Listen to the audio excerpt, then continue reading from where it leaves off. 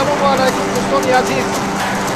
اینک ما توجه میکنیم به مرحله نهایی مسابقات بانوخوری موتوری تاجیکستان قاید بعد جودو که در وزن تا 81 کیلو حالا پهلوانان برای مدال‌های برنجی اولا مبارزه می‌برند. سهیل زرد از کمر درجه جمهوریتی از شهر کوزا به انتظار به میدان برآمدن پهلوانان منتظر است.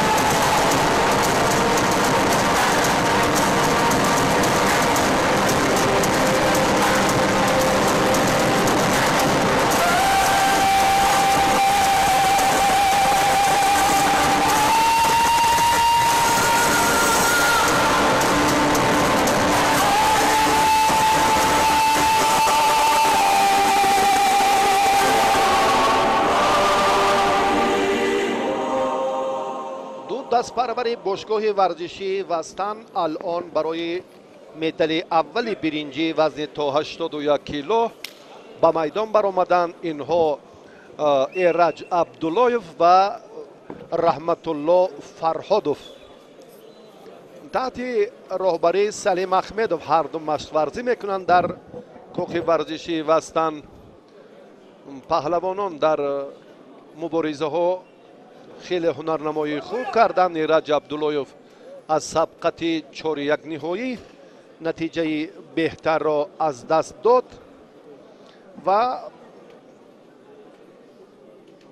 فرهادوف رحمت الله بک در قوه آزمایی های نیمه نهایی در مقابل محمد عبدالجلیلوف تاب آوردن نتوانست و همین طور مستقیما از نیروسنجی های نیمه نهایی به این دور راه خط گرفت. سهیل زد با تدبیری به عمل آمده خلاصه گیری عمیق خود را هم اینجا نشان داد به هر دو شیدو بنابر سوس هنرنمایی کردنشان. در خصوص آنه که ایرج در سبقت های نهایی ناکام شد. ایرج هنگام مبارزه با عمر رسولوف دچار ناکامی گردید در واخوری نیمه نهایی و زری نیست، اما خیلی فعالتر بود این لحظه ایرج عبداللایف و از 33 نفر مدعی مقام های افتخاری بهترین ها را ما در مرحله نهایی به شما معرفی میکنیم و واقعا هم رحمت الله بک فرهادوف تا به مرحله نهایی خوب هنرنمایی کرد، درخشید و در سبقت آخرین خود در واخوری نیمه نهایی در وقت اضافه از محمد عبدالجلیلوف دچار شکست شد. در به دست آوردن امتیاز طلایی ناکام گردید. حالا تلاش هر دو پهلوان باشگاه ورزشی وستن خیلی جالب هم هست. ایرج یک حرکت دیگر را اینجا به خاطر بهتر سامان دادنش رجوع کرد، تلاش نمود اما نتوانست. بسیار هم فرصت حساس، لحظه های جالبی نیروسنجی پهلوانان رو در وزن تا 81 کیلو تماشا داریم و ایرج را گفتیم که اشتراکچی مسابقات قهرمانی جهان است. در چمپیونات آسیا هم میان جوانان برنده مدال برنجی محسوب می‌یابد. فرهاد رحمت الله بک فرهادوف باشد در مسابقات قهرمانی آسیا هم در شهر بیشکک 5 سال قبل زمان جوانیش هم عنوان شایسته به دست آورده بود و باز هم چندین دفعه جایزه دار مسابقات قهرمانی آسیا در میان جوانان و از این پیشتر نورسان هم محسوب می‌یابد و برادرش هم محمد در وزن گران. اینها برادران فرهادوف ها خیلی تجربه خوب و یک سلاله پهلوانی رو هم به میراث گذاشتند. و در خصوص ایرج که واقعا یک ایرج و جمال الدین عبداللایف ها اینها هم قبلگاهشان نظرالله بیشتر به گوشین هم میل و رغبت خاص داشت. زمان میدانداری اتحاد جماهیر شوروی پهلوان مردمی بود. این هم الکی در اکثر رقابت هایی که ما امروز مشاهده میکنیم البته همین سلولا همین انعنه تا کنون ادامه دارد و چمپیونات مملکت این مراتب هم بیشترین و جالبترین لحظه ها را به ما پهلوانان در این مسابقات منظور کردند. بسیار هم فضای آرام، ایدانه، تنتنه حقیقی اید گوشتین جدا است و مخصوصا نتیجه رقابت های دو روزه مسابقات امساله بسیار برای پهلوانان اهمیت اولین درجه دارد، چون که شرکت ورزشگران ما در مسابقات بیرون از تاجیکستان از نتیجه نیروسنجی های چمپیونات مملکت منشأ میگیرد. بسیار هم مفید است، مهم است. از این نقطه نظر کارشناسان، سرمربی منتخب جودوی تاجیکستان، داوران جوان، هیئت مشاوره در ردیف کارهای آمادگی بیشتر نظارت دارند که در این سمت البته به سهلنگاری راه ندهند و چنین هم باید باشد. حالا در مقاومت دستپروران باشگاه ورزشی وستن ما افضلی را نمیبینیم. دقیقه آخرین هر دو مجازات شدند. بسیار هم رفیقان مناسب راستی. اگر ما هنرنمایی ایرج را در قسمت اول و دوم با این مسابقه با این رقابت جایزه سوم قیاس کنیم، کاملا ایرج اینجا با جرأت گوشتین میگیرد، اما شیدا گرفت. از سری آستین نادرست داشت. سبب شیدا گرفتنش همین است. اکنون باز هم در رقابت هر دو پهلوان اکنون ما چون گفتیم که برتری رو ندیدیم.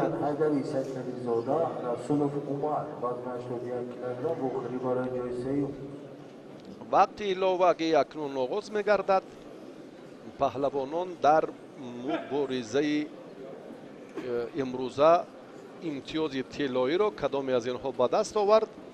همان غالب این دور برنده مدال اولین برنجی وزن تا 81 کیلو میگردد.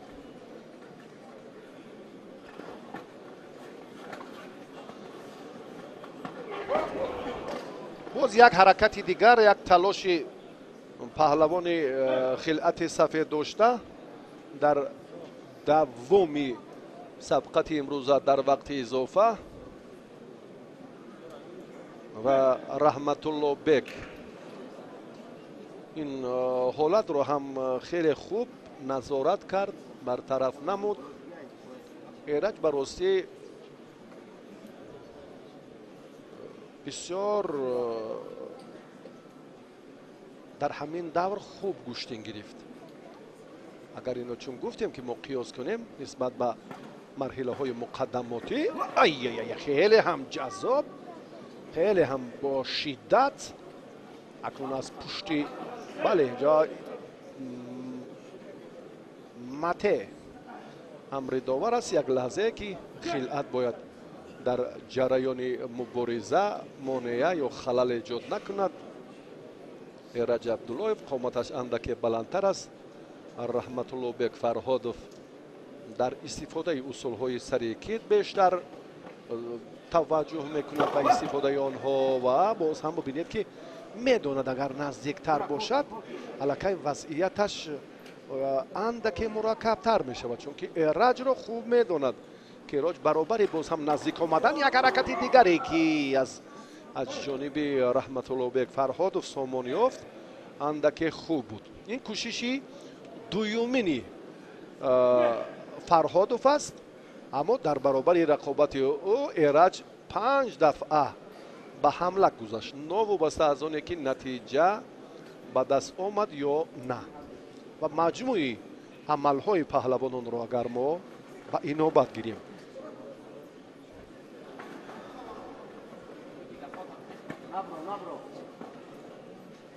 ایرج با قامتی راست گوشین میگیرد. این دلپوری ایرج رو بازیگر افاده میکند. رحمت الله بیگ اندکی پاسیوتر است از حساب مجموع حرکت هایش. ایرج شکک پان نهایتا هم ایرج کاری بدیل مقبولش رو عملی کرد. کار بدیل پسندش را عملی نمود و در این مرحله آخرین رقابتش کامیاب شد و جای سیوم را گرفت.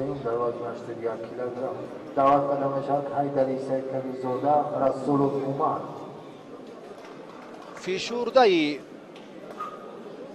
مقاومت این پهلوان را با هم میبینیم. ایرج در نهایت وقتی اضافه را دقیقه سیومش را خوب استفاده کرد و پرتافتش ایپون بهاگذاری شد.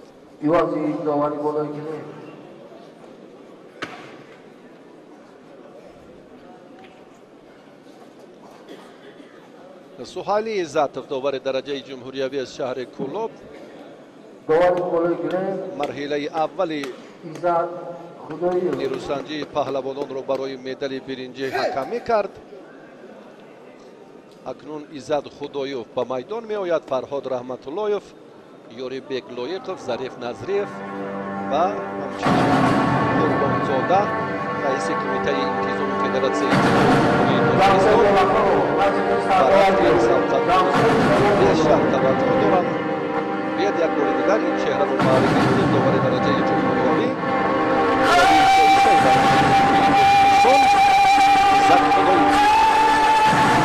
حیدر سعید کبیرزاده با همراهی مر رسولوف.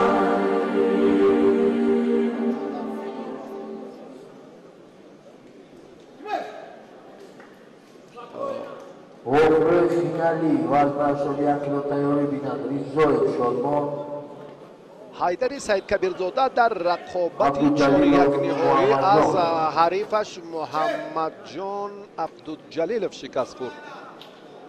این فرصت در حال به عمل آمد که حیدر سعید کبیرزاده از همان نازکی گوشین جودو واقف نبود. بدون امر داور خود را آزاد گذاشت و محمد توانست از این فرصت خوب استفاده کند و در وقت اضافه پرتافت انجام دهد و با امتیاز طلایی حیدر را دچار شکست کند. این در مرحله 4-1 نهایی بود. عمر رسولوف باشد در مقابل شادمان رضایوف در واخور نیمه نهایی نتوانست که ایستادگی کند و مخصوصا عملکرد پرتری حالت نگاه داشتی به تختپوش یا با اصطلاح اسکام عمر را از نتیجه دلخواهی رقابت های نیمه نهایی محروم کرد و به همین ترتیب هر دو پهلوان حالا در میدانند. یعنی تفاوتی راهی طی نموده دو پهلوان رو اینجا ما یادآور شدیم که عمر مستقیم آمد و حیدر سعید کبیرزاده بعد ناکامی سبقت 4-1 نهایی یک غلبه دیگر را در واخور تسلی بخش صاحب شد و بعداً به این مرحله راه یافت.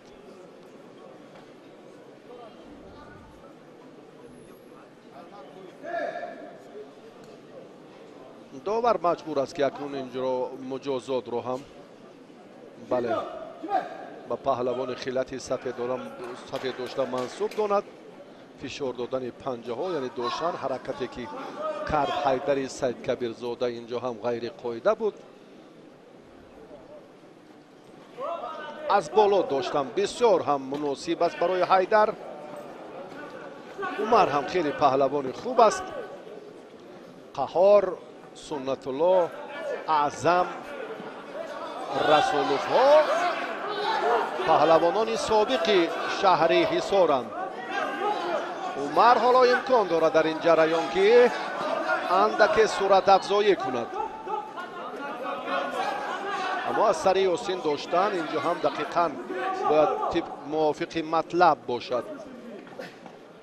به پنجه های عمر باید داور اعتبار دهد به حرکت های پهلوانان در جریان مبارزه که خیلی پرشدت است.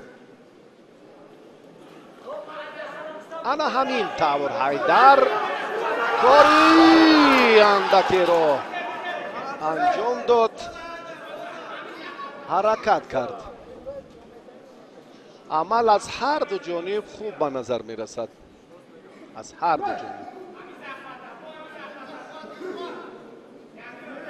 همین طرز گوشتینگیری خیلی خوب است، مناسب است برای حرکت‌های کناری چپ و راست.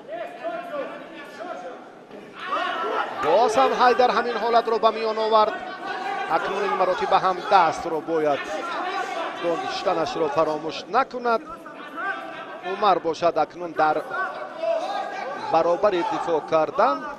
اینجا هم راه دیگر را جویا می شود. عمر هم از بسیار بند اسلوب‌های جدا برخوردار است. حرکتی که دیگر بار داور مجبور می شود با انا داشتن سری آستین رقیب که با پهلوان شهر حصار هم شیدا دهد. هر دو آگاهانیده شدند.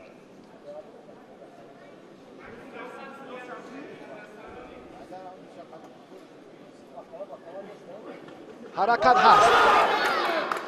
در کوشش پهلوانان حرکت به نظر می رسد. یعنی سوست گوشتی نگرفته ایستادن. این خوب است. قاعده ستیزی اندکی هست. از هر دو جانب هم مجازات شد و باز هم برابری تلاش و مبارزه احتیاطکارانه هر دو عمل دارند. آنچه به دست می آید آنچه به دست می آید از همان حالت راست بودن است. هرچند ما می خواهیم که در پارتر کار در زمین جذابیت و جالبیت رقابت ها رو ببینیم، اما انگشت‌شمار خیلی و خیلی کم. این از آن دلالت میکند که باید که کار در زمین مورد نظر مربیان قرار داشته باشد که از این امکانیت های مناسب هم ورزشگران ما خوب استفاده کنند. چون که ما با عرصه بین المللی می رویم، در آنجا طلبات کاملا دیگر است. عمر با قامت راست فعالتر شد. حیدر رجوع کرد برای اصول سرکت و از آن سری آستین داشت و حرکتش هم اندکی خوبتر بود.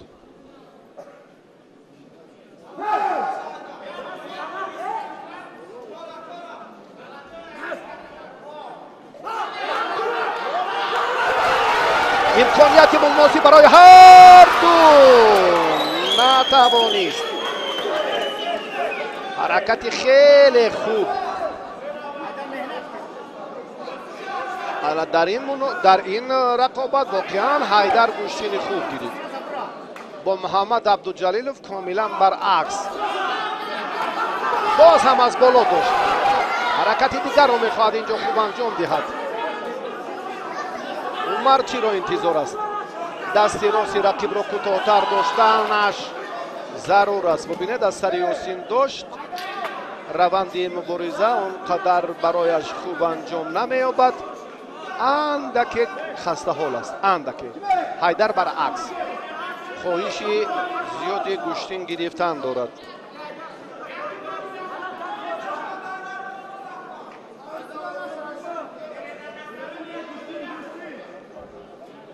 پهلوانان ولایت سوخت تا جای ما اطلاع داریم قبل از آغاز رقابت‌های اساسی مسابقات روز دوم جدای کشور استا پیروف هم اطلاع دادند که گروه مکملی پهلوانان سوخت بنابر سبب نامساعده اقلیم و هوا نتوانستند که عازم شهر دوشنبه شوند.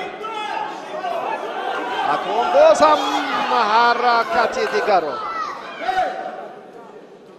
تحت روبری فریدون استاپیروف و کامران شاه در مرحله آمادگی بیرون از خارج کشور قرار دارد.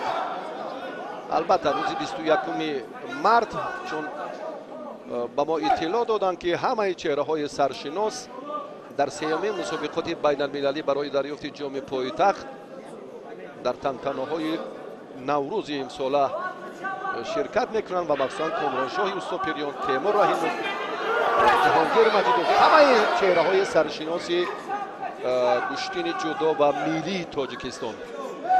که نمایندگان بیش از 20 کشور سیاره مهمان تاجیکستانند و این مسابقات باری اول در تاریخ گشتین سنتی با چنین شهامت و شکوه و نصرت و جلال خاصه برگزار می‌گردد با اشتراک نمایندگان بیش از 20 کشور دنیا و گشتین ملی ما امیدواریم که آینده نزدیک سطح بین المللی خود را کسب میکند. برای این تمام چاره‌ها در عمل پیاده میشوند. در جودو هم امروز تعداد اشتراکچیان مخلصان همه این سرچشمه معتمدش گشتین ملی گشتینگیری است. انهای نیاگان ما تاریخ بیش از 5000 ساله داشته که الکی از نسل به نسل میراث باقی میماند. حیدر و عمر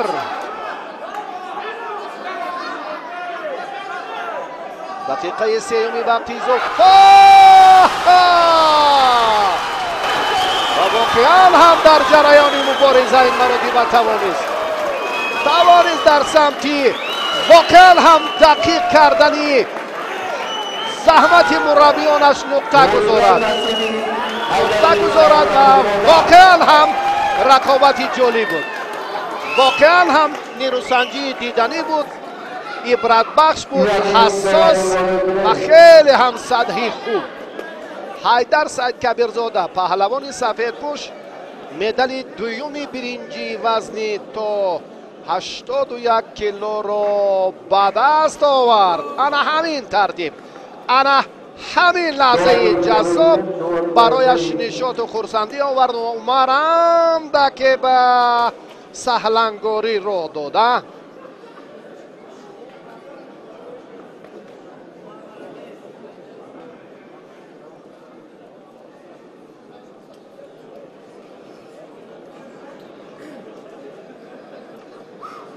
اینها باری اول نیست که به هم می آیند.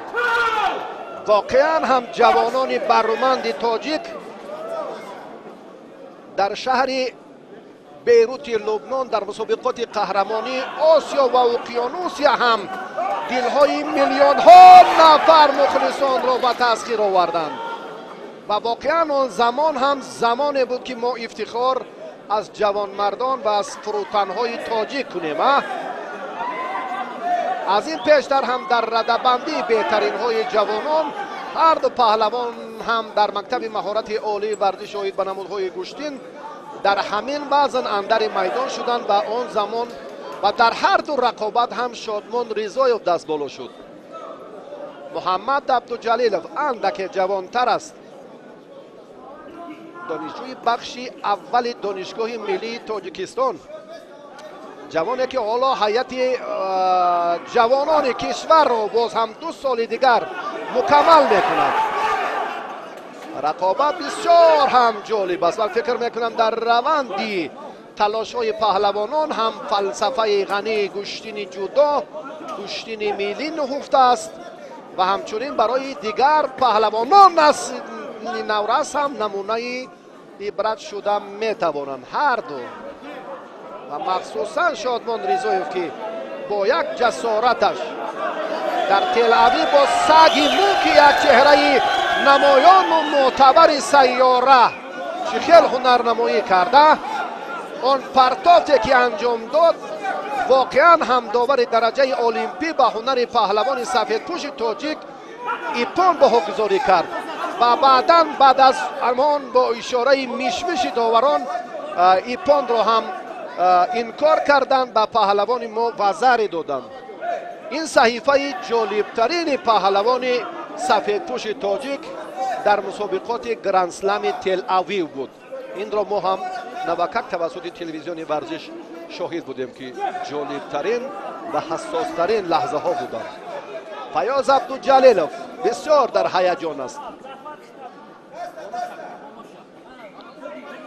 و در خصوص تربیه و به کمال رسانیدن 3 فرزنده که در سمت ورزش امروز نمونن، این هم البته فتوت و جوانمردی چنین انسانها را دیگر بار ثابت می‌سازد. 2 دقیقه وقتی اساسی پشت سر شد با استثنای 15 دقیقه وقتی دقیقه دومی باقی مانده. شیدو به محمد داده شد که اندک فعالتر باشد، سوس گوشین میگیرد.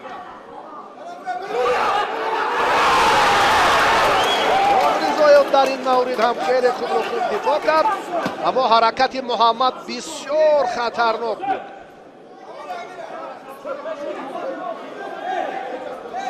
عبدالجلیل در واخوری نیمه نهایی رحمت بک فرهادов را شکست داد. از این پیش 4 غلبه دیگر هم به دست آورد.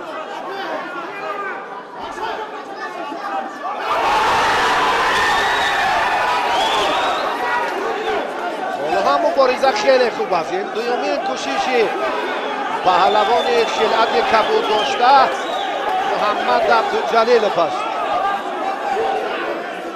شادمان رضایف عمر رسولov را در واخوری نیمه نهایی مغلوب کرد. از این پیشتر تویچیبک شریفov را شکست داد. 3 رقابت دیگر را هم در سبقت‌های مقدماتی بسیار با افضلی بیشتر شادمان رضایف خاتمه داد. یک بار دیگر توجه میکنیم به این نکته که رفت سبقت در مبارزه پهلوانان چگونه بهاگذاری میگردد. محمد مبارزه را تا به آخر برد. این همان نقطه نهایی بود که یگان امتیازی نیست. بله احساساتی زیاد داده نشود. بسیار هم صدای هیاهوی مخلصان بلند میشود.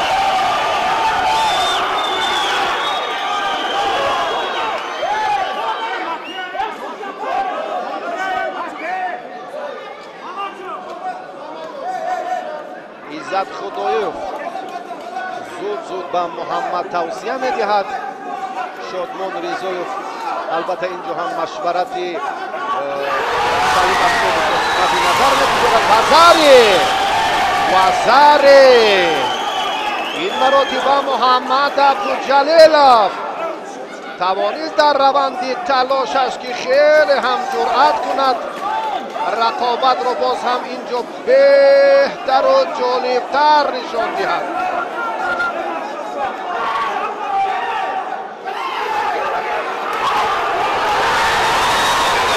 باز هم وزاری و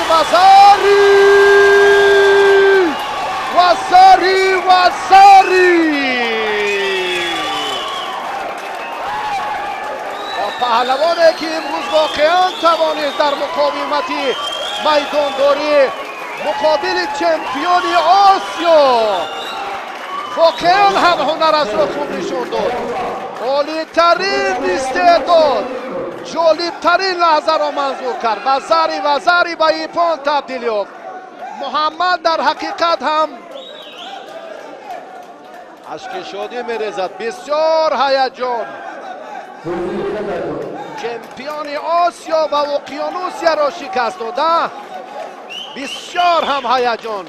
واقعا این اشک شادی است. اشک خیلی بسیار هم جوان مردانه و شادمان رضایف هم در حقیقت با صمیمیت اینجا دستفشاری میکنم. واقعا هم یک لحظه هیجان آور حساس. احسن و آفرین به هر دو پهلوانی تاجیکستان، به هر دو ورزشگری که امروز نمونه عبرت بودند. امروز هم هنرشان شایسته بود. امروز هم در میدان نیرو، قوه، متانت و مهارت عالی نشان دادند و مخصوصا محمد عبدالجلیلov در جریان رقابت‌های انا همین مرحله، انا همین فرصت خیلی حساس و جالب، دیدنی و حل طلب و واقعا هم تاریخی در نهایت بار سوم هر دو روبرو شدند و اکنون نتیجه عمومی 2-1.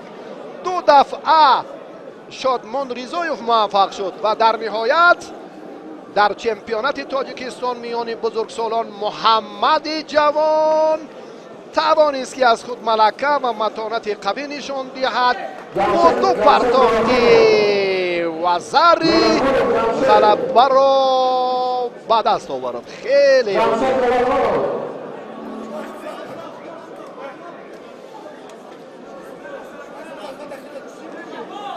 خسرو علمov با خلعت سفید است.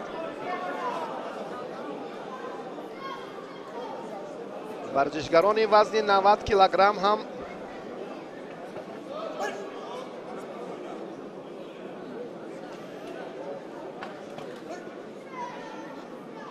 هنرنماییشان خیلی جالب بود.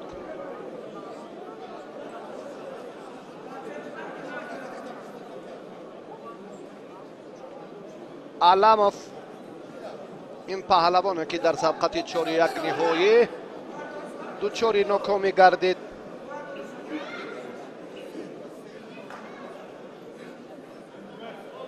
بعد این در بخوری تسلط بخشندر میدان گردید.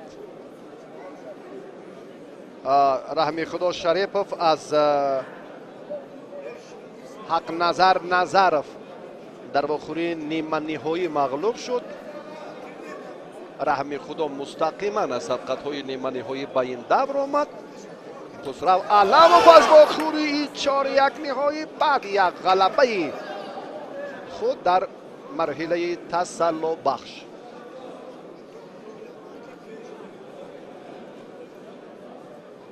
اکنون با هیجان با اون احساسات بیشتری که علمov رو فراگیر است و حالا کاری به نفع خویش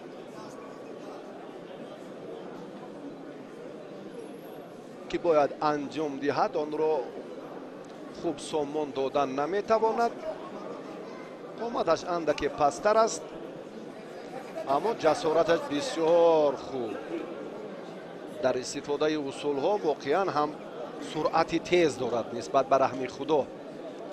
معلوم است که رحمی خدا یک تمرین موسمی رو انجام داد و به این مسابقات سفربر شد، اما مشق‌های خسرو علمov همیشه پیوسته در سطح ضروری اند. این رو هم ملکه بیننده ذکی از حرکت‌های ورزشگر سفید پوش خوب احساس میکند. حالا اگر 2-3 دقیقه که پشت سر شد ملکه این گفته ها باز هم اثبات دقیق خود را پیدا میسازند. یک حرکت دیگر از جانب خسرو خیلی خوب. جالبترین فرصت بود حرکت علمov مورد توجه و البته کوشش ها اینجا هم زود زود به نظر گرفته می شود کی بیشتر حرکت میکند. بله رحمی خدا شید میگیرد.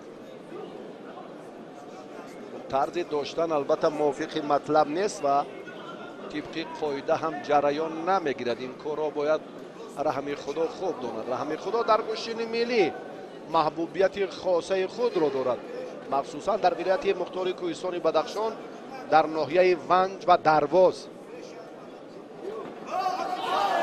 و زمانی که در شهر دوشنبه بود بیشتر هم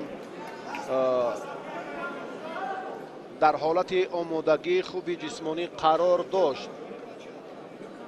اما از آن رحمی خدایی که ما 5 سال پیش میدونستیم حالا آن نشانه ها آنقدر خوب به نظر نمی رسند. یعنی تیاری، صورت افزایی، استفاده حرکت ها در حالت راست بودن، عمل های دیگری پرتری و در مجموع شیدا به علمov. دقیقه آخرین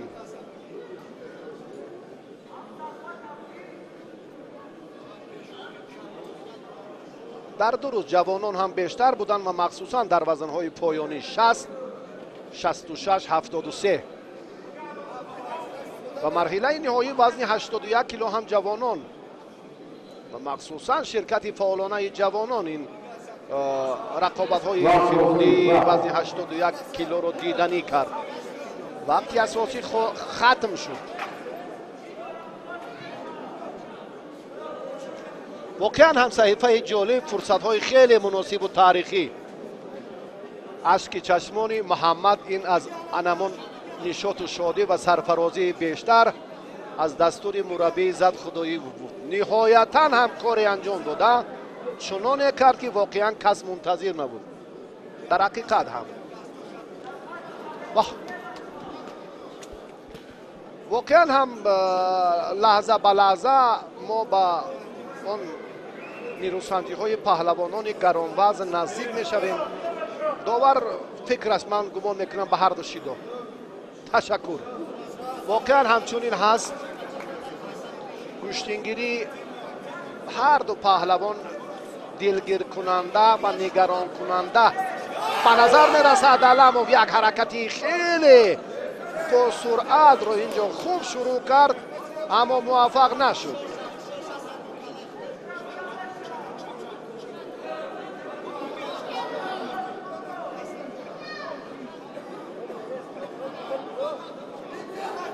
از قسمت درونی به مانند چنگک پای خود را آنچنان میکند بر رقیب فشار می آورد و با دستان از این سمت به سوی مقابل حریف را تیله می دهد. این باید بسیار با سرعت انجام داده شود. دقیقه دوم وقت اضافی. اکنون گپ سر دریافت امتیاز طلایی می رود. هر دو پهلوان هم شیدا دارند. دو شیدا.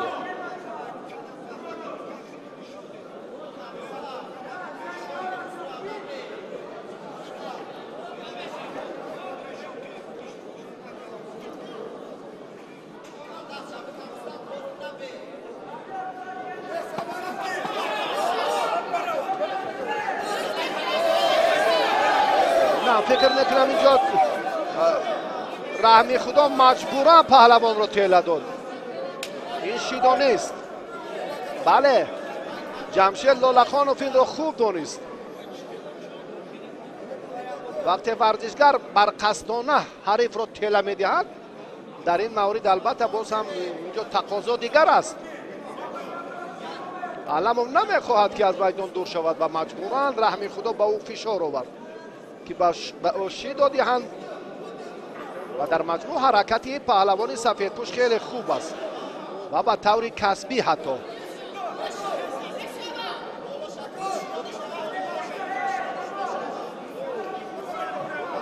وزن علموف کمتر است من فکر میکنم. شاید 82. و رحمی خدا از 90 کیلو بیشتر بود که خود را با 90 کیلوگرم برابر کرد و به میدان آمد. دقیقه سیوم.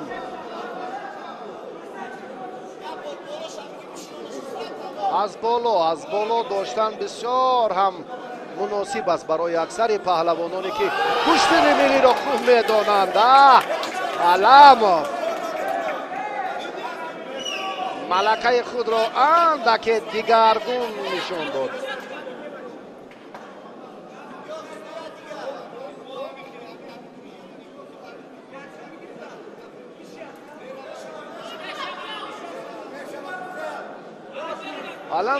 علموف رو میباید که در وزن تا 81 کیلو گوشین گیرد. تا جای ما میدانیم در همه مسابقه ها این پهلوان بله وزن 81 کیلوگرم رو معرفی میکرد. این رو هم به نظر گرفتن لازم بود. اما 82 کیلو با 90 کیلو گوشین میگیرد. دیگر جای تحلیل و بررسی این نقطه نیست.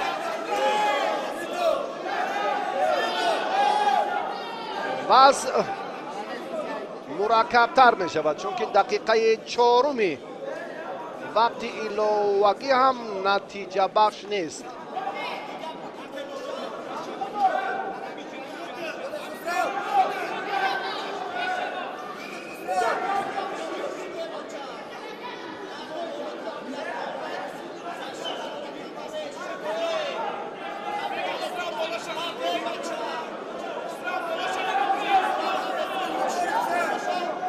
همان حرکت های پیشینه یک اصول مورد استفاده قرار میگیرد. تنها یک اصول. رحمی خدا سوس گوشتی گرفته ایستاده است. حرکت های علموف رو بیشتر میبینیم. وقتی که داور خلاصه گیری کرد این نکته مد نظری اول است که کدامی از اینها بیشتر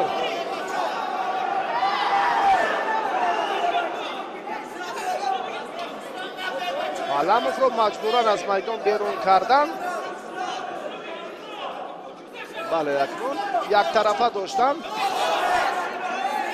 حرکتی که ببینید 5 ثانیه نقش دارد. 1 2 3 4 5.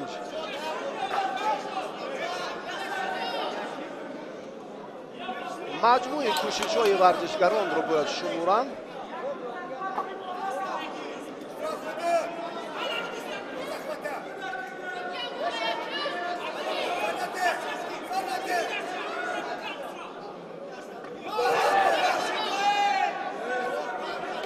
هر دو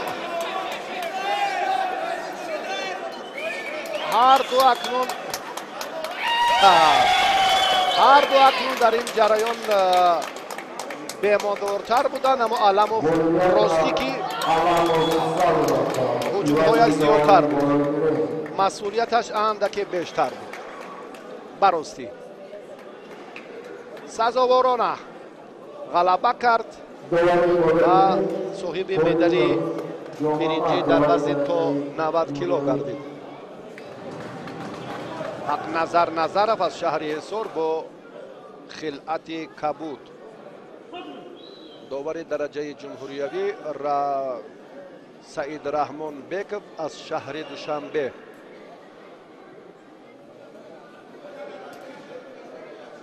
هر دو در 4 مرحله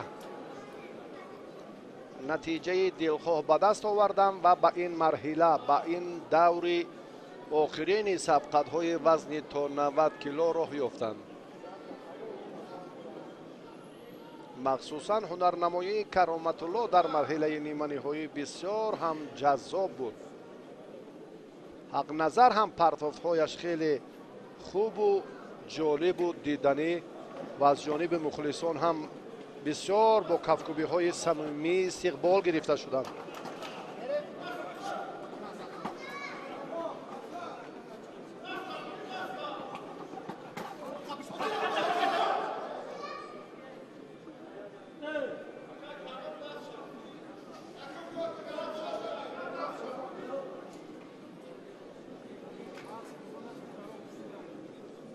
حق نظر در سبقت نیمه نهایی رحمی خدا شریفوف را مغلوب کرد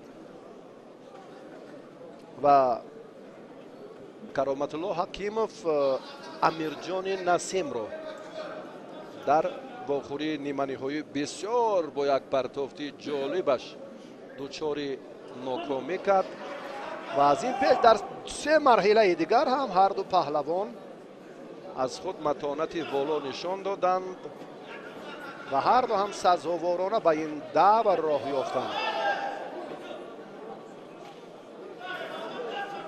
حکیموف در مسابقات بیرون از تاجیکستان در تا جای ما میدانیم در چند مسابقات گرند اسلم 3 سال قبل از این شاید هم پیشتر بود شرکت میکرد.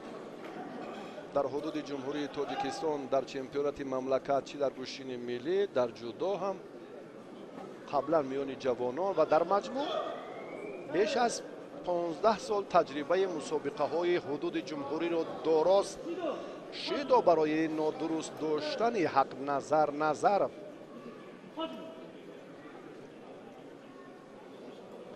حق نظر تمرین های آخرین خود را هم بیرون از تاجیکستان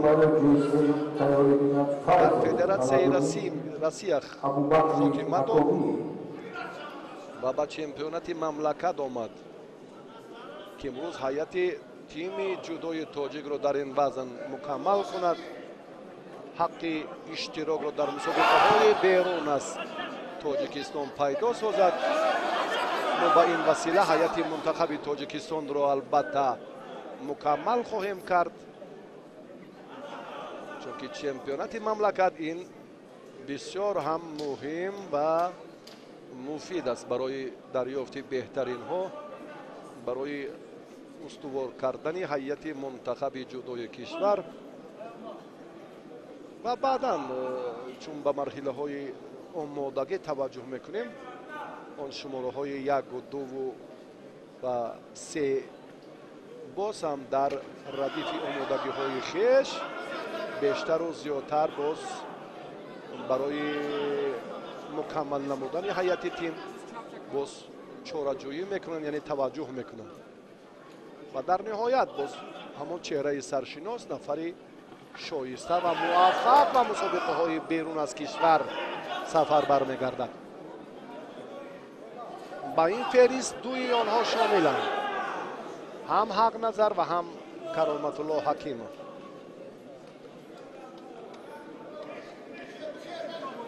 Кароматулло фикр мекунам инҷо андаке вазъияти хуб надорад. бояд ки худро пассив вонамуд насозад.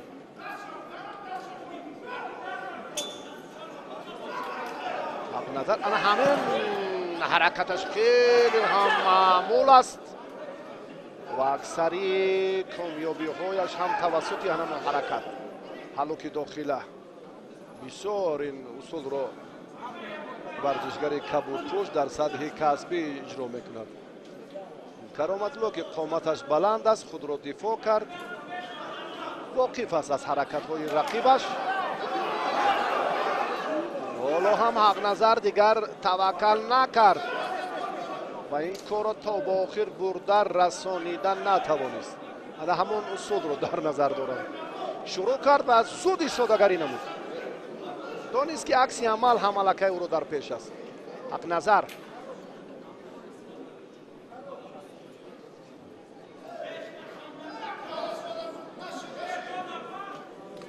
чанд дафъа меҳмони барномаи маълифии сулолаи паҳлавонӣ ҳам буд.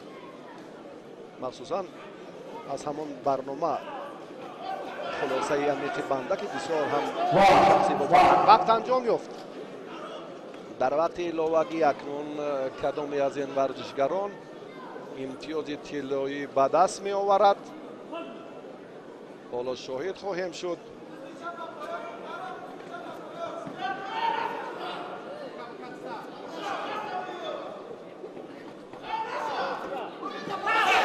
ай фурсати муносибро акнун Кароматулло дарёфт, аммо пояшро бояд берун кунад ҳарче зудтар аз миёни пойҳои ҳариф.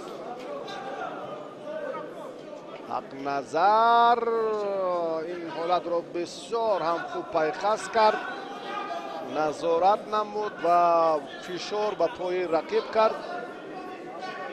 ин ҳолат ҳам хеле хуб бартараф шуд.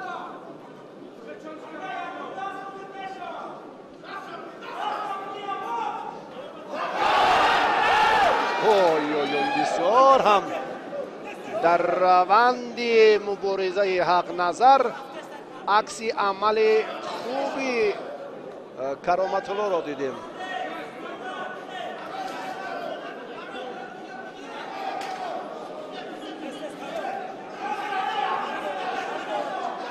баробар гӯштин гирифтанд ҳар ду. агар ба маҳидаи тайёрӣ назар афканем, Кароматулло баростӣ он тавре ки ҳақназар дар Россия омодагиро хуб анҷом дод, Кароматулло ин корро дар шаҳри Душанбе хотима дода натавонист. яъне тафовут хеле зиёд аст.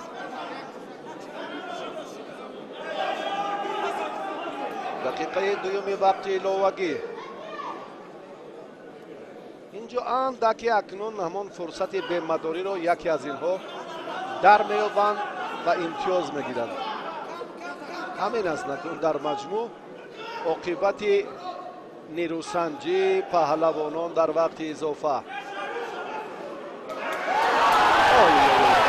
вазари ҳақназар ниҳоятан ҳаракати хубро анҷом дод. ниҳоятан талошаш самар овард, имтиёзи дилхоҳашро гирифт.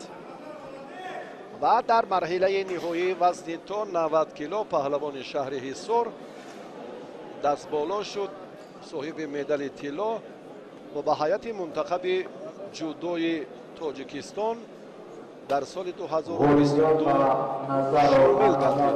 شامل گردید.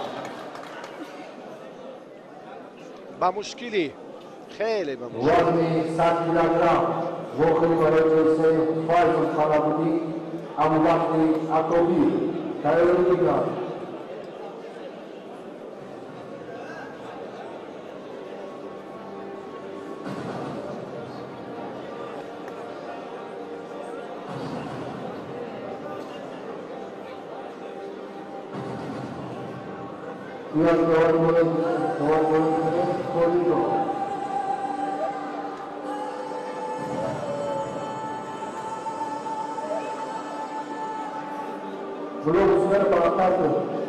در وزن تا 100 کیلو طلب پهلوان هم سودای ناحیه روسیه است. در رقابت 4 نهایی شکست خورد.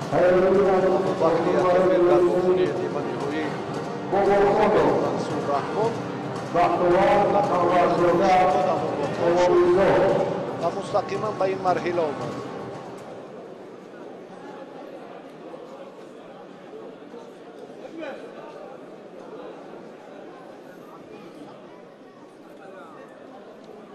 طلب فایزوف خلات سفید دارد.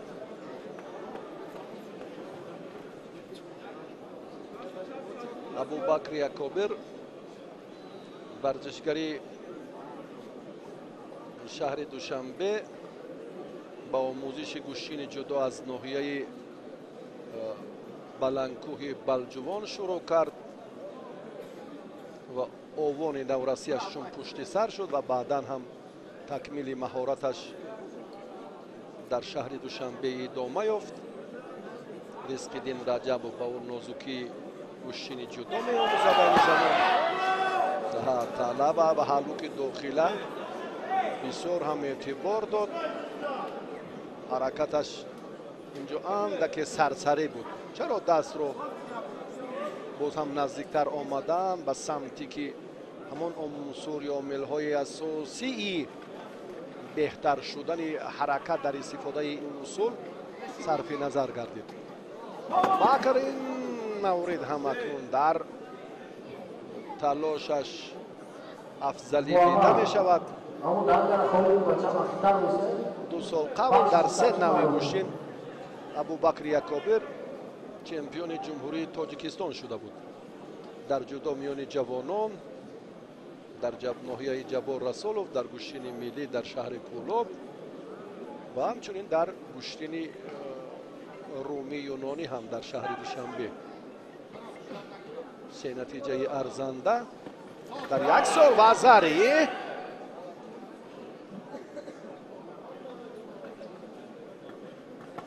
حرکت پهلوان باز هم در پارتر با اصول چون بوقی کردن هم اینجا ادامه خواهد یافت.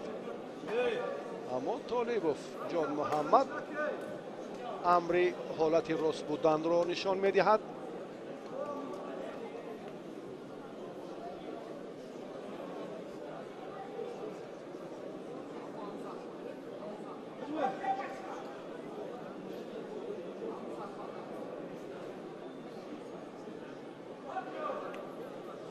یک بار از این مرحله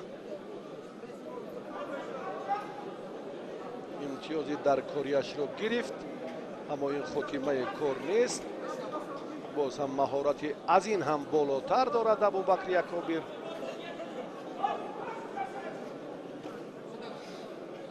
چهره که قامتش آمادگی خوبی جسمانیش بسیار هم قوی است.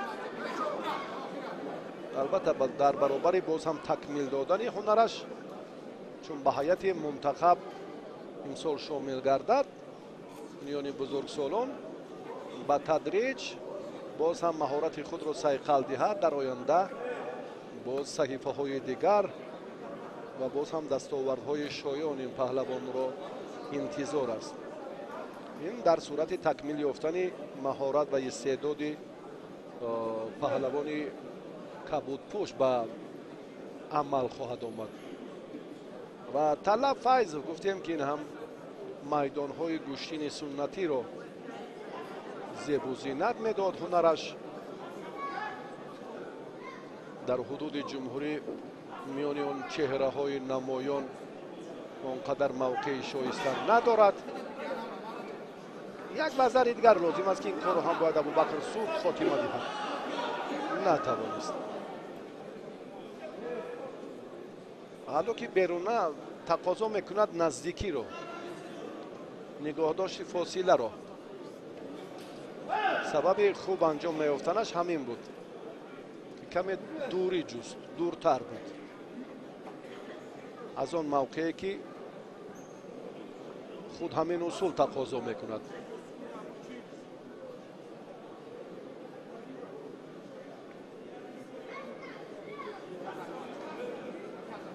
дақиқаи охирин.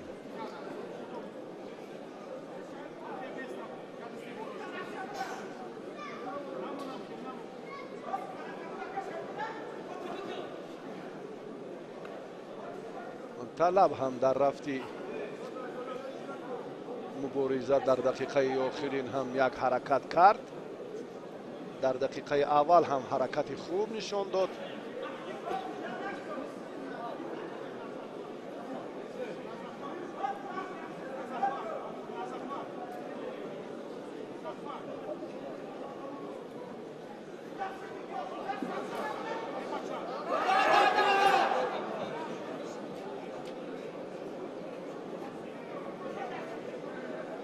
کار در زمین وقت انجام یافت. با همون یک وزری ابوبکر یکوبیر در این مرحله غلبه را مول خود کرد و برنده مدال برنجی چمپیونات تاجیکستان در وزن تا 100 کیلو گردید. فشرده نیروسنجی پهلوانان را بعدی منظوری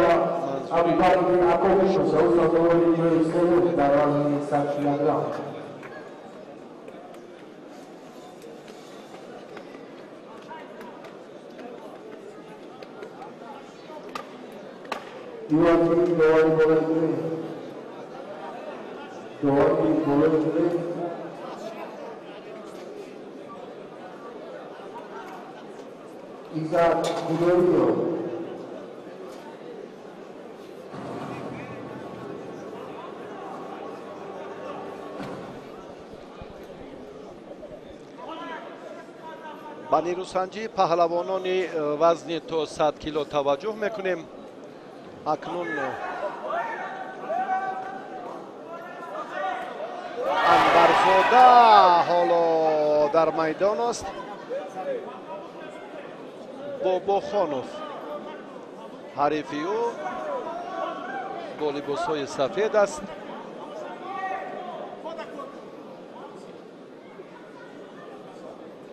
باباخانوف در واخوری 4-1 نهایی دچار شکست شد. در رقابت تسلی بخش کامیاب گردید و به این مرحله آمد و انورزاده باشد در واخوری نیمه نهایی از اسرائیل رحیموف مغلوب گردید و مستقیما به این دور راه یافت.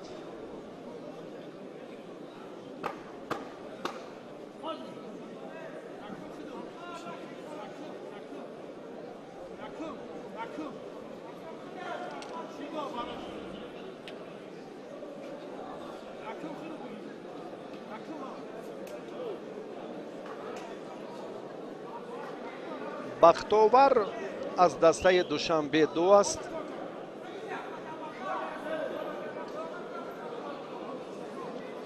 дар дидори аввал муқобили азиз зарипов хеле хуб ҳунарнамоӣ кард. ин ҳолат ҳам анварзода қариб буд ки ба хатогӣ роҳ диҳад.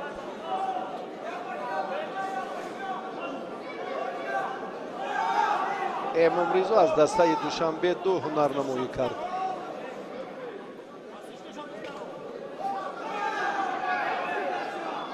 Наврӯзбековро мағлуб кард ва баъдан Талаб Файзовро шикаст дод ва дар рақобати сеюм Эмомризо паҳлавони Кабудпуш дастпарвари бошгоҳи варзиши Конигур як нокомӣ дошт ва бо ду ғалабааш ба ин марҳила роҳхат гирифт. Шидо бале аз майдон берун шуд. ин дуюмин Шидои паҳлавони хилъати сафедпӯш аст.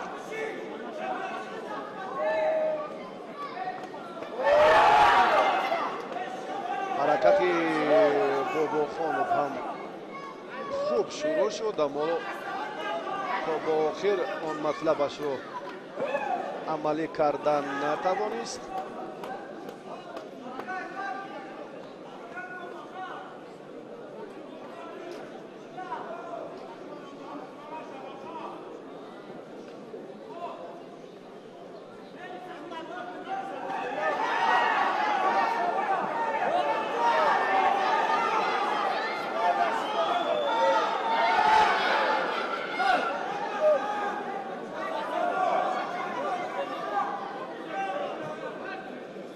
Эмомризо дар баробари кӯшишҳои Бобохонов як ҳаракати дигар анҷом дод, аммо бештар ба истифодаи усулҳое ки инҷо ҳангоми рост будан бисёр қуллаянд ё муфиданд, паҳлавонон сарсарӣ муносибат мекунанд. яъне коре ки мехоҳад анҷом диҳад бояд то ба охир бубарад ҳамон нуқта ба нуқтаи ниҳоӣ.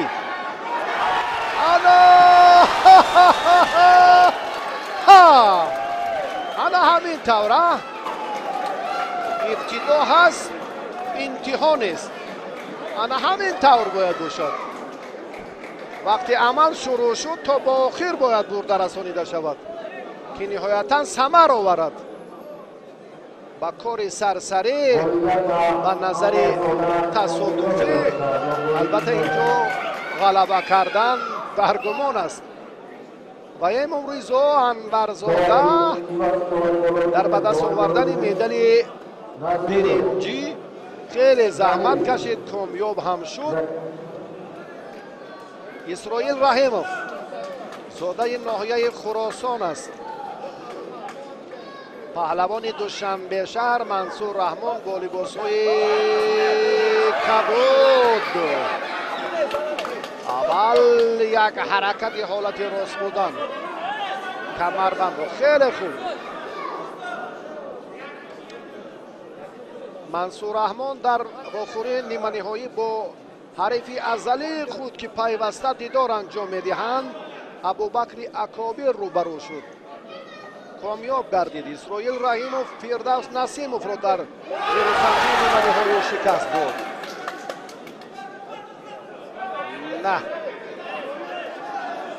دو کوشش منصور رحمان خیلی بهتر بود.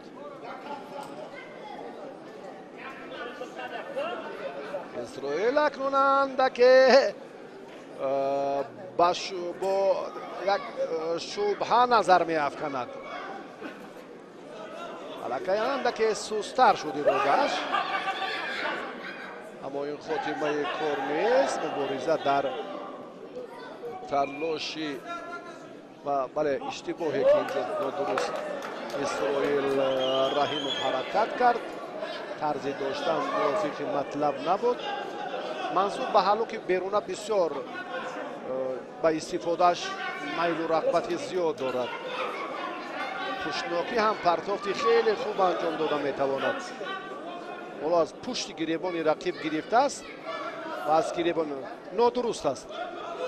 داشتن منصور ثمرآور هرگز نخواهد شد. انا همین حال اکنون ممکن کمربند را داشت. انا این کاری دیگر. فشار برای باز هم اندکی به حالت تخت پشت برگردانیدن رقیب بود. منصور از این وضعیت رها یافت. بله مبارزه ادامه می‌یابد. آزاد گوشتین گرفتن لازم است. هیجان هم گاگا کار را برعکس خاتمه می‌دهد. هراس به وجود می‌آید. قوت ضم نمی‌گردد و گاگا این حالت‌ها هم به جریان نیروسنجی و نتیجه سبقت‌ها هم تأثیر خود را می‌رساند. انکون دست را منصور درست، اما اسرائیل در این روند هم ببینید نیمه چپ گذاشت، راست نیمه راستی حریف را اختیار کرد. چند اصول را می‌تواند اینجا استفاده کند، اما بیشتر تکیه به دفاع می‌کند. می‌داند که قوه جسمانی جوان کبوتوش خیلی زیاد است به هر دو شیوه. جدی‌تر گوشتین باید گیرند. منصور درست، حرکتی پهلوان کبوتوش اینجا در صورت خوب انجام می‌یابد که دست راستی رفیقش را اگر مشخصاً داشته تواند. دست را از بالا، کمربند درست است، هر دو در یک حالت خوبند. و سری دقیقاً هم در این جریان پهلوان برومند کبوتوش کار بهتر را انجام دادن. خیلی عالی، بسیار هم عالی.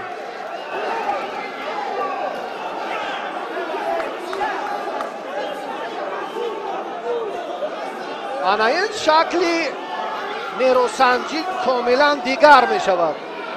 هم طبع دل مخلصان و هم بینندگان تلویزیون ورزش دقیقا باید چنین باشد، با این طرز و با این شکلی که دست دراز کردن و هراس بود و در هراس بودن.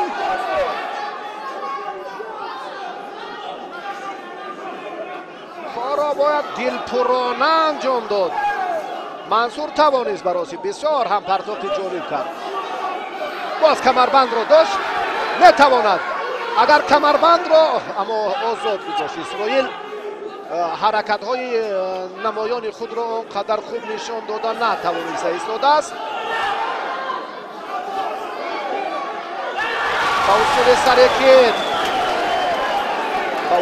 سرکت رجوع کرد. فکر میکنم بسیار وضعیت رو هم مشکل تر کرد. وزاری بود یا نه؟ حالا از نوارهای تکراری میبینیم که این حالت چگونه به عمل اومد.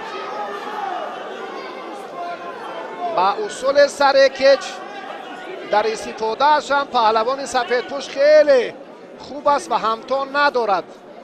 بیاد یک بار دیگر توجه میکنیم. پهلوان وزاری واقعا هم وزاری، واقعا هم در روند تلاش میدید. یک بار دیگر کتف الکی تکیه کننده به این نیمه به این سمت است. این فکر من است، شاید اشتباه کنم و فکرم اشتباه نخواهم کرد. بله وزاری کمربند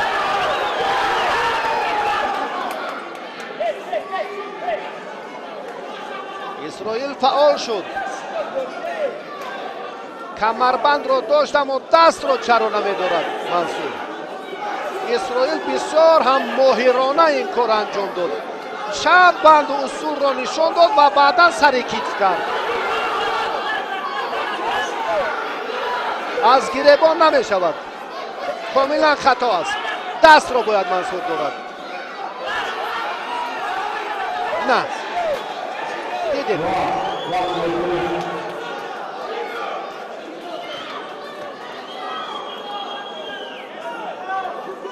باقیلوه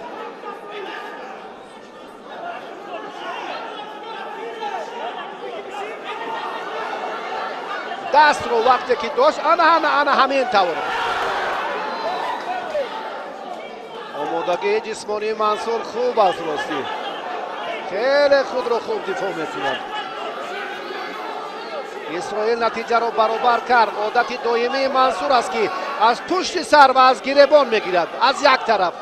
این ثمرآور نیست. کمربند این خیلی خوب است. امکانیت خیلی موافق است. اما ببینید در جریان حرکت دست را آزاد گذاشت. مشخصا باید کوتاه‌تر دارد، قوی‌تر. اسرائیل چی کار میکند؟ بمدار شد اسرائیل. آی آی آی آی. هر دو در حال به زمین افتیدند.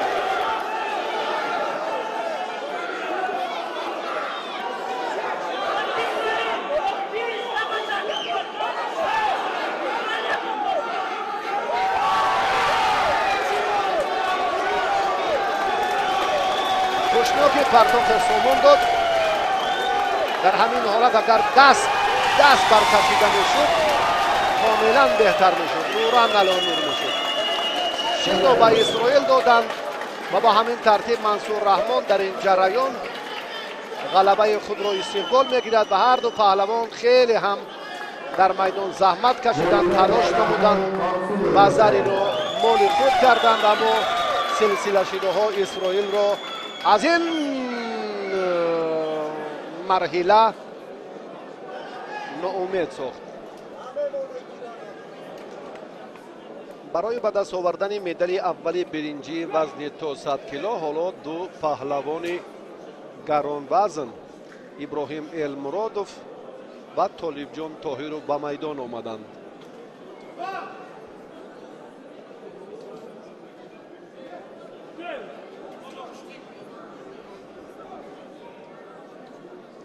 از سر آستین ابراهیم نادرست داشت، مجازات شد.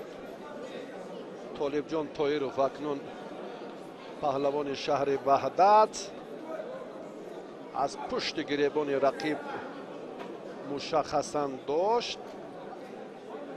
ابراهیم هم همین کار را باز هم خوب سامان داد. با مانند همان نیروسنجی منصور رحمان حالا ابراهیم اینجا خود رو وانمود میسازد از پشت گریبان و از پشت سر رقیب و از گریبان. هر دو هم فاصله نزدیک یک طرفند. با این حرکت هر دو اشتباه کردن شید و پای در پای. سهیل عزتوف جدا همین است، بسیار هم نازک و مخصوصا در چمپیونات مملکت باید که نظامی درست و کاری خوبی داوران اونجا هم براه مانده شود که پهلوانان ما عادت کنند و همون طرز داشته ایستادن، ستون ماندن، نگاه داشت فاصله در مجموع حرکت های خیلی مجموع حرکت ها نقش بارز دارد در مسابقات بیرون از تاجیکستان. اگر ما عادت نکنیم ملکه بیرون از کشور زود باز هم فراگیر ناکامی ها می شویم. ابراهیم حرکتش نادرست بود. طالب جان طاهرو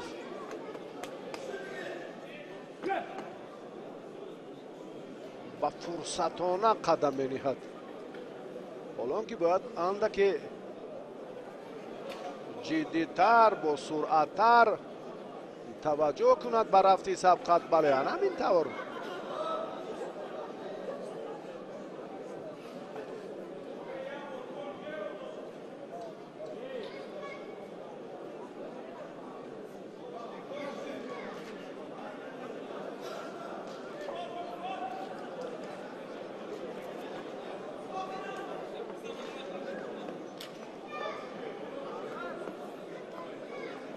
رقابت پهلوانان اکنون براستی سوست. اشتباه ها هم زیاد.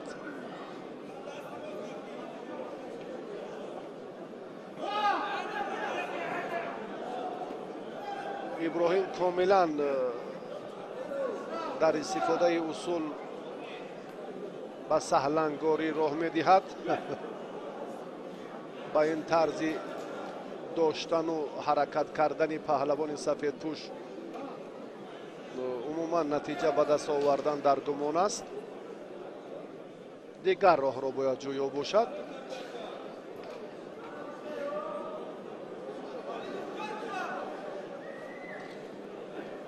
حالا هم با حلوک بیرون با استفاده آن توجه کرد. از فاصله دور ماند. در جای خود قرار نداشت. در جای لازمه. بله.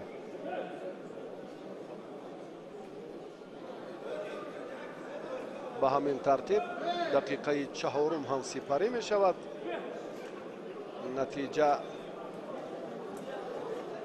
نیست در مبارزه هر دو پهلوان. این چگونه اصول بود؟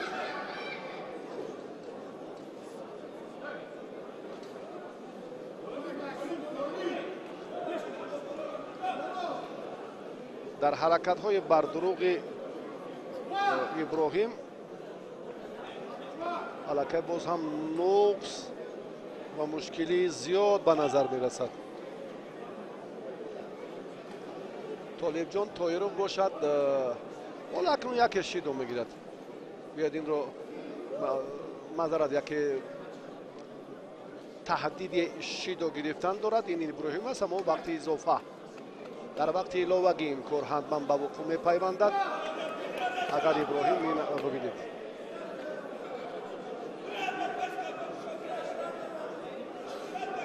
چی را انتظار میشوند درستی معلوم نیست. اولین حرکت ابراهیم در وقت علاوگی.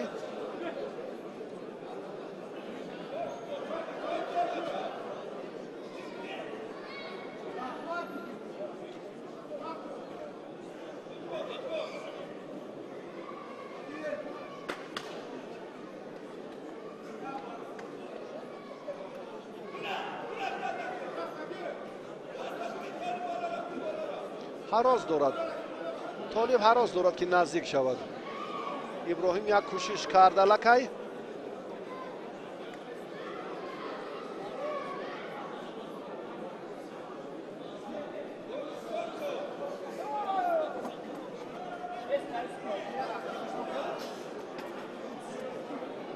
سبقت پهلوانان براستی اکنون خیلی سوس جریان گرفته ایستاده است.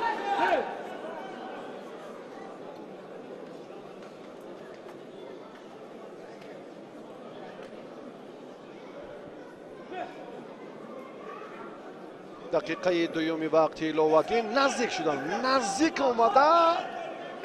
اکنون توکل کردن لازم است. این دست را از بالا میگذارد. این هم دستش را از بالا میگذارد. این دست را میگیرد و همین کار را انجام میده. آن همین ترتیب. یگان مسئولیت نیست. نزدیک بودن در کار. چرا نه؟ نزدیک بودن در کار. حرکت این نصف موفقیت است. عقب نشینی، کشال دادن وقت. در نهایت ابراهیم توانست که اینجا یک پرتافتی جالب و دیدنی رو منظور کند و صاحب مدال برنجی گردد.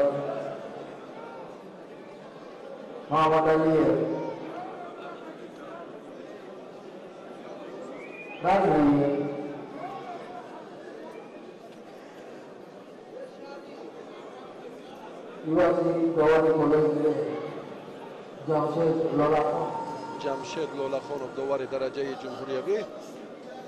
دولت نظریف با لباس‌های کبود. دولت نظریف است.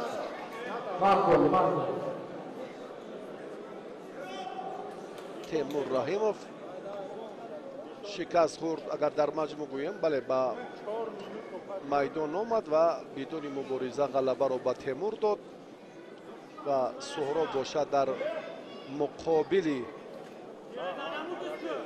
Одил Сафаров тоб овардан натавонист. Маҳмадалӣ зода Суҳроб Одил Сафаров ин паҳлавонро шикаст дод ва ба финал баромад. бо ҳамроҳии Темур месанҷад Одил Сафаров.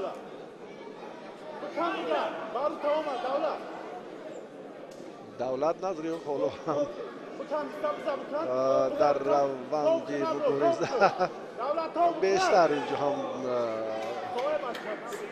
дифоъ мекунад ки вазъиятро бартараф намояд.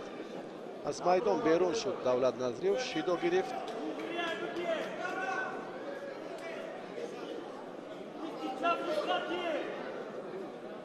Маҳмадалӣ Суҳроб, қаблан Суҳроб Муҳаммадиев муаррифӣ мешуданд. паҳлавони шаҳри Ваҳдат, насабаш дигар шуд.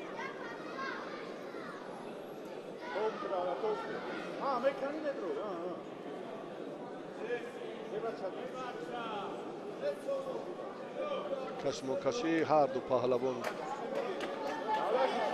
хайри қоида ба ҳар ду шиддот дод довар.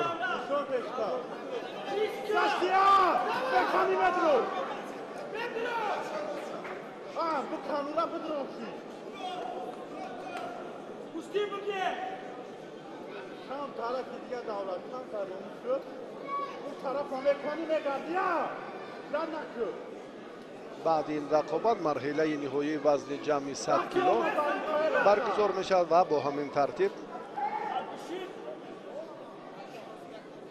рақобатҳои инфиродии паҳлавонон дар чемпионати мамлакат дар вазнҳои гарон ҳам ба анҷом мерасанд.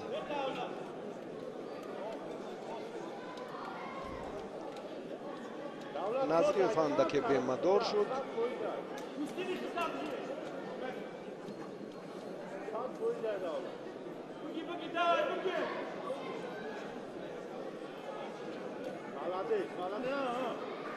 Давлат ҷавонтар аст нисбат ба Суҳроб.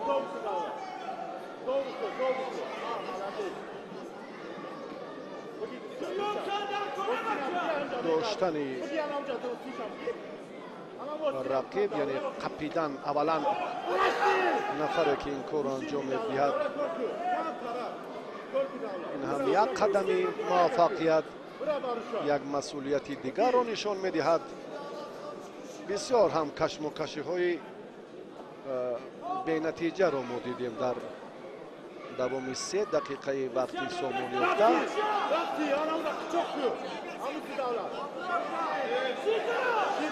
сутун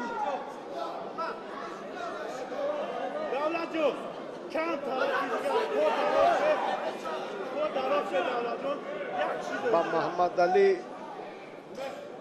Суҳроб акнун шиддо дода шуд.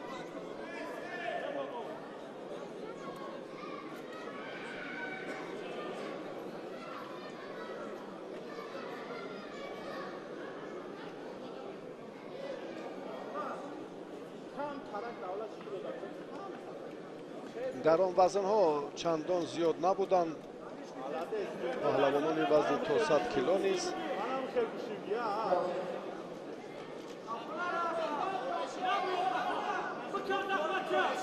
якбора Суҳроб ба ҳуҷум мегузарад. комёб нашуд. Давлат Назриев ҳаракати партеро хуб анҷом надод. кадом нафаре ки зудтар бештар ба ҳуҷум мегузарад, ҳарифро пассив мегузорад, шояд бо муҷозоти охирин ҳарифаш муваффақ гардад. аз ин хотир бисёр Суҳроб мехоҳад ки намуна бошад. Давлат Назриев ҳам як ҳаракати дигарро инҷо нишон дод. он қадар хуб табъи дил набуд, рости дасташ озод шуд. кӯшишаш он қадар در سطح کسبی نبود.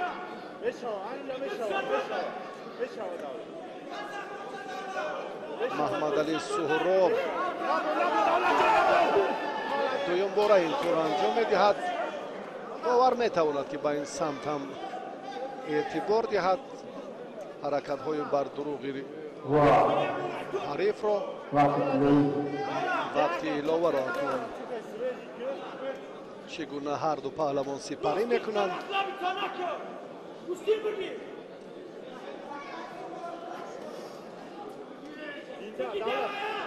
Anamura. Beşava. Aliş kimde vardı? Dışa. Nabro. İşte top. نزدیک شدنشان لازم است. Davlacığım. وقتی که نزدیک شد مانند ابراهیم که چی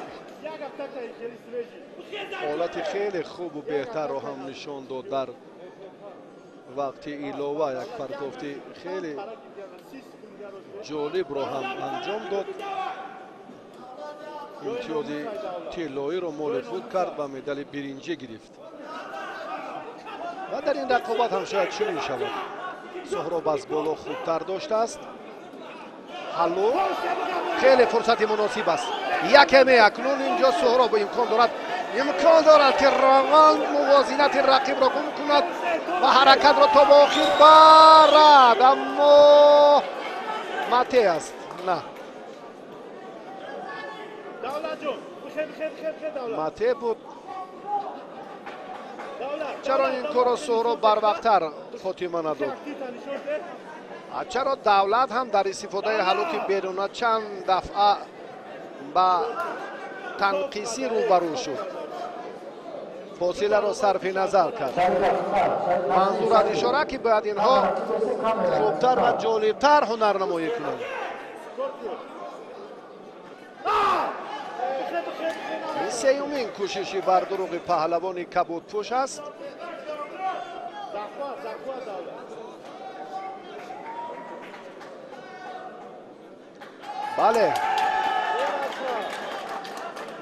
بله فکر داور درست است. سهراب محمدی در این دیدار برنده مدال برنجی شد. 3 بار یک عمل رو که نشان داد الکی این حمله بر دروغ بود. اکنون ما به مرحله نهایی توجه میکنیم.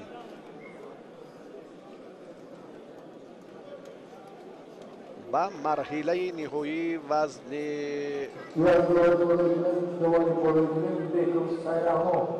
از همه وزنین جمعی 100 کیلو تیمور رحیم و عادل سفر و بعد اندکی به میدان میبرایند. این آخرین قوه آزمایی چمپیونات این ساله مملکت در روز دوم میدانداری. تیمور رحیم و عادل سفر.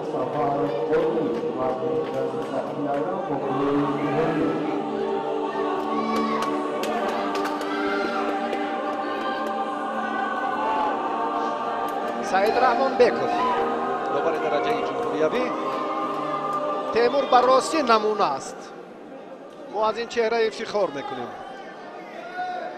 برنده مدال نقره و برنجی مسابقات گرند اسلم، یک تن از چهره های سرشناس و خیلی محبوب و معروف تاجیک. در آسیای مرکزی هم همتان ندارد. در قاره آسیا هم قطار پهلوانان نمونه، عبرت بخش، صاحب تجربه و آینده دار نامش درج گردیده است. در ردبندی این گفته ها را باز می توانید که دیگر بار تقویت دهید. عادل سفرов این پهلوانی که حالا اندک خود را دفاع کرد و بسیار هم وضعیتش مشکل می شود. تیمور حالا در مرحله خیلی خوبی آمادگی قرار دارد.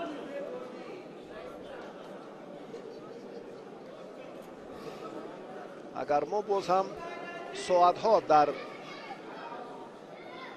توصیف و وصف ملکش حرف زنیم فکر میکنم کم است. بسیار هم امروز انا همون گلچین چهره سرشناس در جودوی کشور در وزن سنگین انا همین جوان قشنگ سفید پوش است.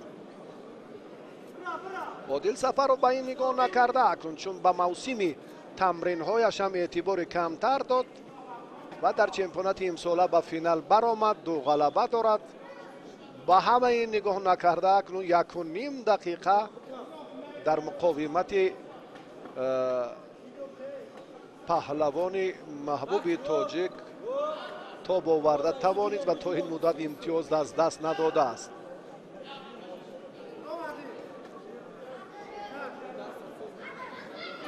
شیدو میگیرد. از میدان برقصدانه بیرون شد.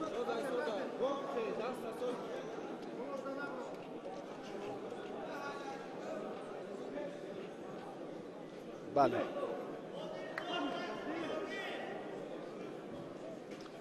عادل هم جایزه شایسته‌اش این مدال برنجی چمپیونات آسیا در گوشتین سامبو در شهر دهلی هندوستان است. این رو ما هم قبلا در رقابت‌های مقدماتی این ورزشگر یادآور شده بودیم. بسیار هم جهد و تلاش دفاع دارد. باز از میدان بیرون شد. به هر نوع خوب هنرنمایی دارد. با آنی که تمرین کم دارد کار به موسم در همون فرصت های خیلی کوتاه مشخص یک تمرین کرد و اومد. الکی دقیقه 3 با چهره سرشناس امتیاز نمیدهد به تیمور رحیموف و خوب مبارزه برده ایستاده است. اکنون عاقبت کار چی می شود حالا با هم میبینیم.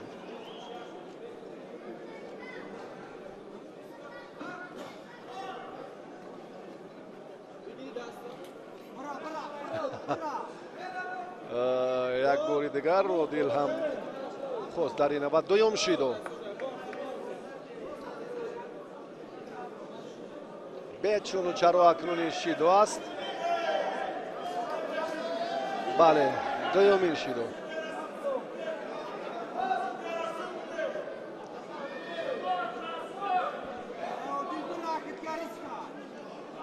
رقابت دقیقه آخرین شروع می شود. با همین سلسله شیدوها هم اگر عادل ناکام گردد این برایش موفقیت است من فکر میکنم.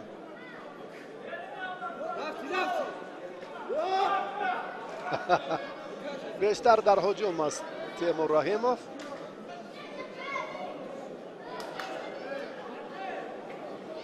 اگر جوانان برومند دیگر منطقه ها مخصوصا باز هم گران وزن های ولایت سوق در این مسابقه شرکت می‌ورزیدند و برخی از پهلوانانی که امروز به اینجا توصیه نشدند آنگاه تعداد مدعیان در وزن 100 و جمعی 100 کیلو زیاد میشد. جالبیت در چمپیونات امساله مملکت باز هم بیشتر میگردید. تقدیری رقابت های مسابقات بیرون از تاجیکستان را مخصوصا انا نتیجه همین چمپیونات حل و فصل میکند. 30 ثانیه دیگر.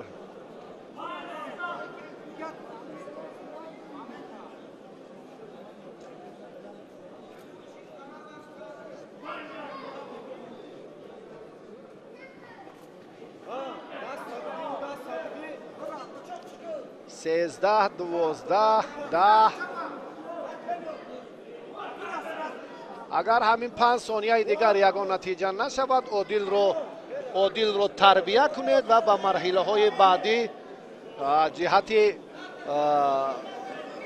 سفربری در چمپیونات های دیگر در وزن گران واقعا هم این چهره رو میتوان معرفی کرد. خیلی خوب. نه هر کی در مقاومت تیمور تا باورده میتواند و نهایتا نظری نه ایپون یا تیمور خود نخواست که این کار را زود انجام دهد. خیلی خوب. در دقیقه اول سبقت حساسی امتیاز طلایی تیمور رحیموف حریفش رو چون پرتافتی انجام داد که ایپان بود و با همین ترتیب تیمور رحیموف در وزن جمعی 100 کیلو برنده مدال طلا شد. همه رقابت ها رو ما اینجا مستقیما منظور شما کردیم، جالب ترین لحظه ها رو دیدیم و فکر میکنم که این هم با فراغت شما یک تاثیر خوبی رو هم رسانید.